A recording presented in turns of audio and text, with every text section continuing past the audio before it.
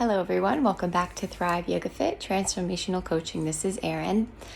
So it's very early in the morning on Friday and I recorded a podcast last night. I was like, yes, this is one of my best. And then I went to do the editing process and of course there was no sound. I was like, no, because most of the time I check the sound, but I was like, yeah, it's fine. You know, the microphone is working and it wasn't working. So I get to do this again, and I definitely had to coach myself a little bit because I definitely went, into a pillow, and it scared my cat. But, I want to show up for you. I had a lovely break. I came back from India, and just after 36 hours of traveling, I was wiped, so I didn't record a podcast last week, and then the holidays, so I hope you excuse my absence. But I was processing from an amazing trip. I have been sharing recently on my socials, Instagram, Facebook, and I believe we have a TikTok and YouTube about some of the videos and experiences that I had training in a Kalari, essentially a mud hut, with a guru call, Kalari master, and just having a life-changing experience. One of the most powerful things that happened to me when I was there was, I was training every day, twice a day, very intense sessions, like 90 minutes to 2 hours in the Kerala jungle. So it's very hot, very humid. And I live in Florida, but this is like very, very extra hot. Mosquitoes everywhere. If you go to India, bring good bug spray, just saying. And I was pushed every day past my limits every day, and you could take my clothes and like wring them out, like just tons of sweat and tears. And there was this kata, it's called a mepat, that my guru kal was teaching me, and it's essentially a kata. So if you're familiar with martial arts, Japanese martial arts, it's essentially different blocks, kicks, different forms that come together in a sequence. And so he kept pushing me, and I was so tired. It was after all the basics, after the kids' class, we were about an hour and a half in. And my eyes kept darting everywhere because I was uncomfortable. And when I'm uncomfortable in yoga, I am able to direct my eyes. My nervous system is calm, even though I'm uncomfortable. And so I'll find a way to stay with myself. What I hadn't fully healed within myself is to choose to stay within myself, in my heart, even though I'm being pushed and I can barely breathe and my heart's beating out of my chest. That is challenging. And so he kept like hitting me with the stick every time my eyes would look away. I was like, ah! So, and then he's like, his English wasn't there to say exactly this, but essentially he's like, look in my eyes. And so I did so through the discomfort, and all I saw was so much compassion, and there was ferocity there too, but it was matched with compassion. And so I kept working, and I kept looking in his eyes, and these karate kiyas started coming out, and then these growls started coming out, and then tears came out. And what happened was he looked at me, and there was this knowing that he said, I see your shadow and I accept it. And I want her to come out. She needs you and you need her. And that's what was telepathically communicated to me. But that's what I got out of that experience. And I almost lost it because my shadow is something that she exists in my teenage self. And she's a martial artist, and she's angry, and she's aggressive, and she's an athlete. Like, she's very much an athlete, and she communicates uncomfortable truths. So there's a lot to a person's shadow that, if not integrated, will maybe cause problems or issues in their adult life. And certainly I have so many tools that I've developed to help, and I've also collected tools too. Most of my tools I've invented, but some of them I've collected, and I give credit where it's due, like nonviolent communication and attachment theory, things like that. Those are things I have not come up with, but I package them and I present them to you in a humble offering because they've helped me so much. And I put my own spin on things too. So by going to India and training with that intensity with a guru who was able to hold space for my emotions. And the thing is, I cried, but I kept going. Like, I was crying, I was growling, and I kept going. And we didn't stop, we just kept going. And that was so healing for me. So if you have not done shadow work, if you've not done healing inner child work, I highly recommend it, because everybody has a shadow, everybody has an inner child. And if you're not addressing that part of you, it's going to come up in ways that as an adult, you might not, like, it might not be productive for you. But rather, your inner child and your shadow have needs that are unaddressed. And that brings us to today's podcast topic, which is old beliefs versus new beliefs. So in this podcast today, I'm going to talk about old beliefs and how they are kind of like sneakily in the background, in your subconscious, but they run your life from the background. I call it the Oz behind the curtain. And then we're going to talk about how to access them, how to make peace with them, or sort of release the energetic and emotional charge from around those belief systems so that they're not so ingrained in your nervous system. And then what it looks like to practice a new belief system. So it's a very valuable podcast. I haven't done one like this where I'm teaching all these different tools in a little while. So I hope that you enjoy it. So I was discussing with a friend a couple weeks back about something that came up for her in therapy. And what came up for her in therapy was that she was taught to hide any happiness and any sort of celebration of herself because it would make her father uncomfortable. And she sort of adopted this demeanor about her that was one of stoicism and one of a kind of like hum of sadness. And she's realized that this has carried over with her into adulthood.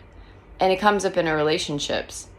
And in her relationships, whereas she might, if she didn't have this belief system, she would celebrate herself. Or she would allow herself that like extra dash of happiness. And I'm not saying that, like, my friend is not a miserable person by any means, but there's always this hum of, like, a subdue sadness or a subdue, like, not appreciating herself and not celebrating herself. Here's the thing, though. Celebration and appreciation of ourselves and expression of our emotions is a need that everyone has. You catch my drift? So because she is sort of unable to do that for herself and give that to herself, what she's been seeking for her whole life is a partner that will do that for her, friends that will do that for her.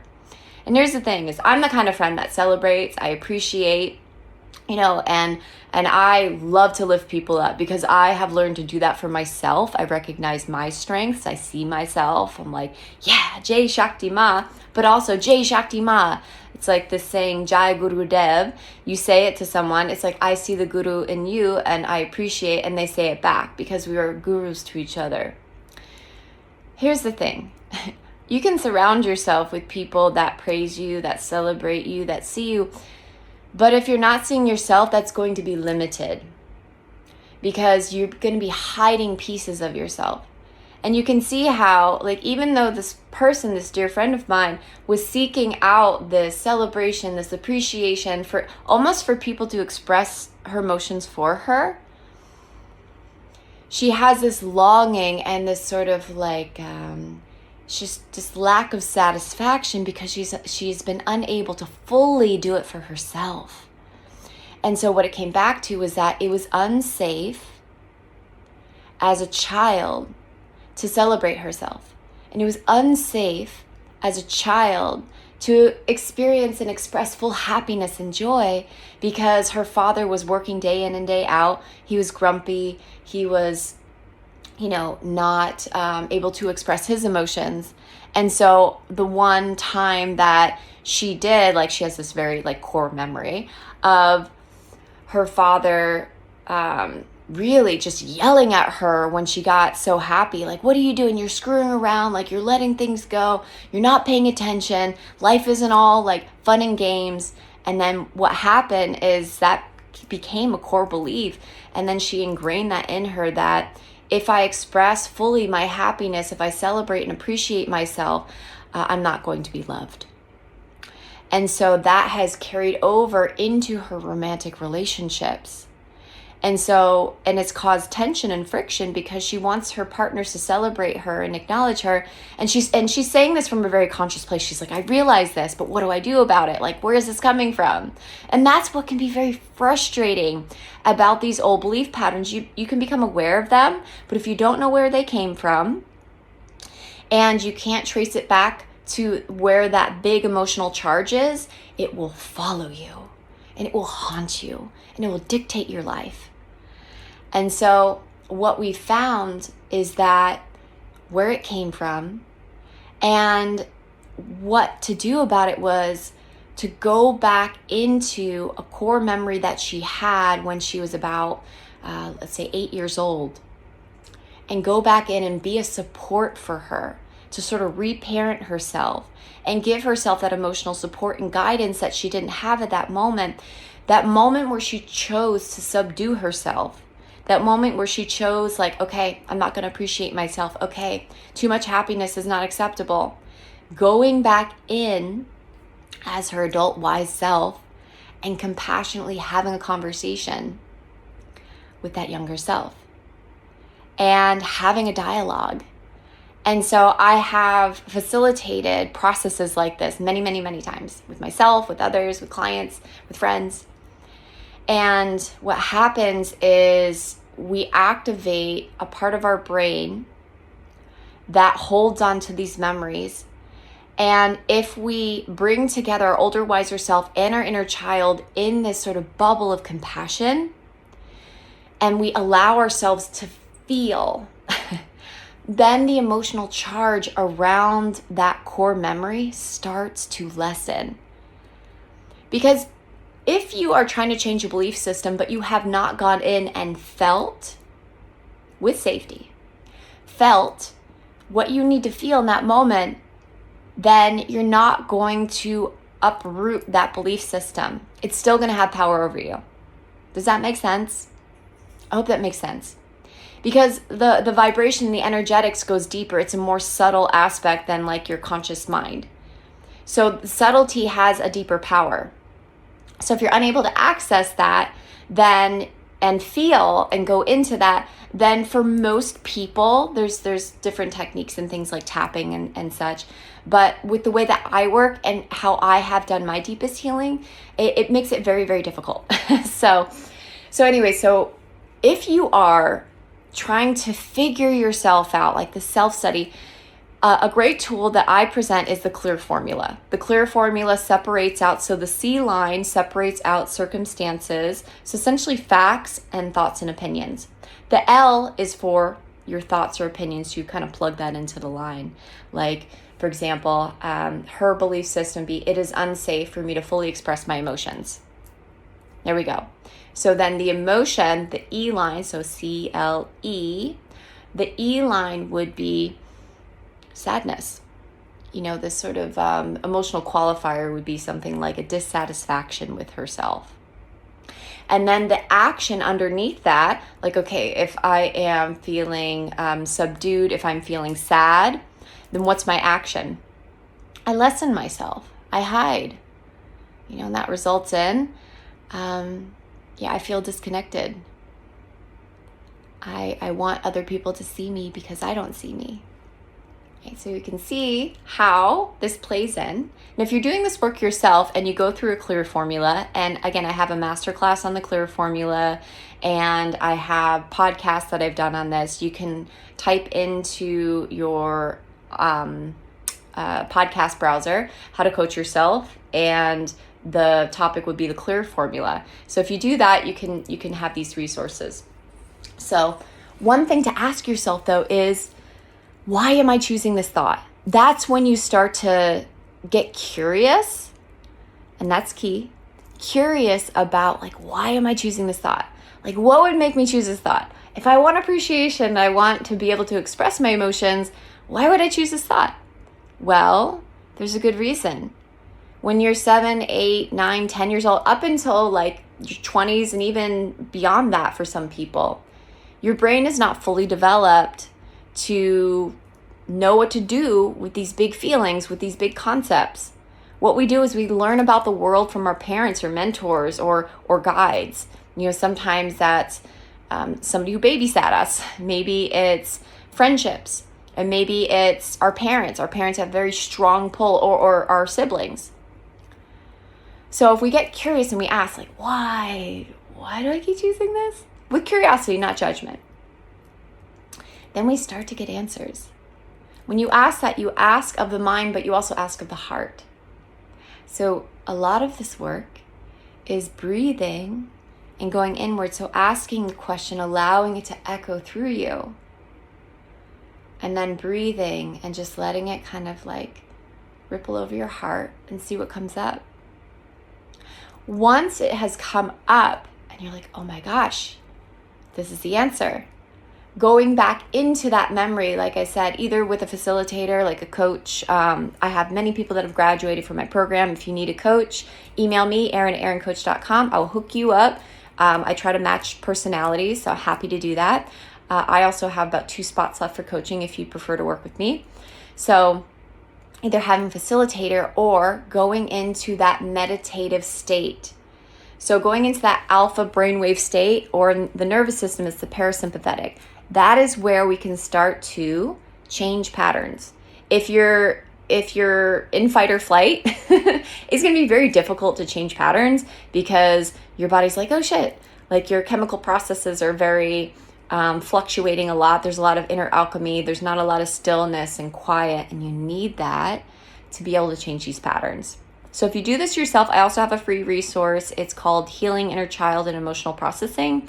It's one of my most popular meditations on Insight Timer. It has about 100,000 downloads, and that is available for free for you. You can look up my name, Erin Colleen Garrity, and it should pop up for you.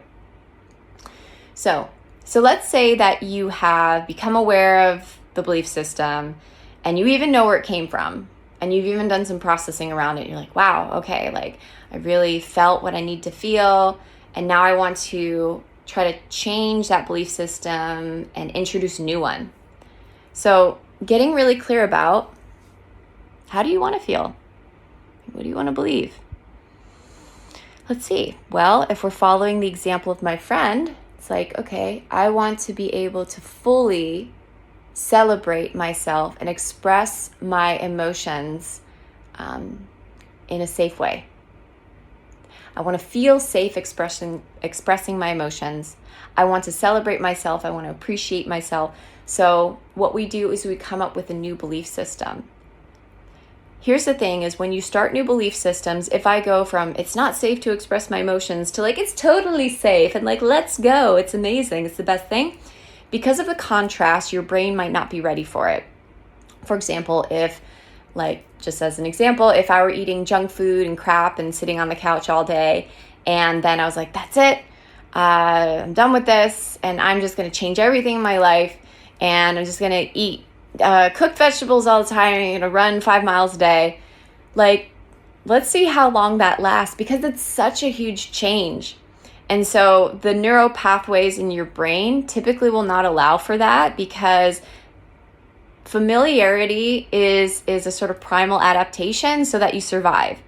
Because if all of a sudden things are different, it's like, whoa, you have to do a lot more thinking, processing. It can become overwhelming and too stimulating for you. And so in the belief system realm, with the work that I do, if you want to change a belief system, rather than say, okay, no, it's everything's great, and I love myself completely, and I'm free to express my emotions, might not work. The test is to try that belief on, like think it, and then see what feeling comes up. For most people, a contrast like that, if you think it, your body's going to be like, I don't think so. Like a doubt will come up or like the kind of like, yeah, right mindset. So to avoid that, we use modifiers. So well, maybe there's a chance that sometimes expressing my emotions is safe. maybe it's okay to celebrate myself sometimes.